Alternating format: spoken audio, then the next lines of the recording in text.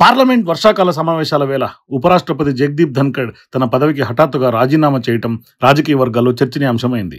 ఆయన రాజీనామాను రాష్ట్రపతి ద్రౌపది ముర్ము ఆమోదించడంతో తదుపరి ఉపరాష్ట్రపతి ఎవరు అనే దానిపై రాజకీయ వర్గాల్లో ఆసక్తికర చర్చ జరుగుతోంది.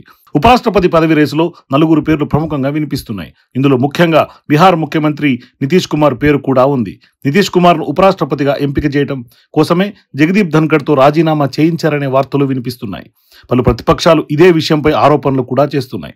బీహార్లో సొంత పార్టీ నేతను సీఎం స్థానానికి ఎంపిక చేసి నితీష్ కుమార్ తనయుడికి ఉప ముఖ్యమంత్రి పదవి అప్పగించే ఆలోచనలో భాగంగా కేంద్రంలోని బీజేపీ జగదీప్ ధన్కడ్తో రాజీనామా చేయించిందని అంటున్నారు.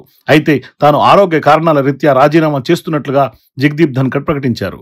మరోవైపు కేంద్ర ప్రభుత్వానికి అనుకూలంగా వ్యాఖ్యలు చేస్తూ కాంగ్రెస్ పార్టీకి క్రమంగా దూరం అవుతున్న సీనియర్ ఎంపీ శశి థరూర్ పేరు కూడా ఉపరాష్ట్రపతి రేసులో వినిపిస్తోంది. ఈయన త్వరలోనే కాంగ్రెస్ కు గుడ్ బై చెప్పి కమల దళంలో చేరుతున్నారనే ప్రచారము జరుగుతోంది.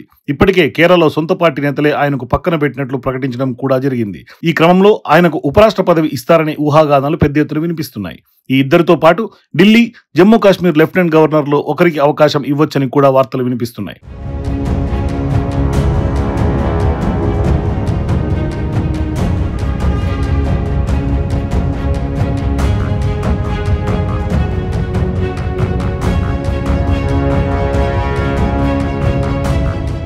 ఢిల్లీ లెఫ్టినెంట్ గవర్నర్ వీకే సక్సేనా గత 3 ఏళ్లుగా ఢిల్లీ రాజకీయాల్లో కీలక పాత్ర పోషిస్తున్నారు.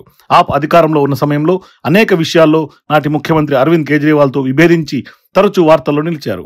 ఇటీవల జరిగిన ఢిల్లీ అసెంబ్లీ ఎన్నికల్లో ఆప్ ఓటమికి ఎల్జీ సక్సేనా వివాదం కూడా ఒక కారణమని భావిస్తున్నారు. దీంతో ఆయన కేంద్రం దృష్టిలో పడ్డారు. అలానే ప్రస్తుతం జమ్మూ కాశ్మీర్ లెఫ్టినెంట్ గవర్నర్గా ఉన్న సీనియర్ బీజేపీ నేత మనోజ్ సిన్హా పదవీకాలం వచ్చే నెల 6తో ముగియనుంది. ఈయన గతంలో పార్టీ జాతీయ కౌన్సిల్లో సభ్యుడిగా వ్యవహరించడంతో పాటు మోదీ తొలి క్యాబినెట్లో కేంద్ర సహాయ మంత్రిగా కూడా పనిచేశారు.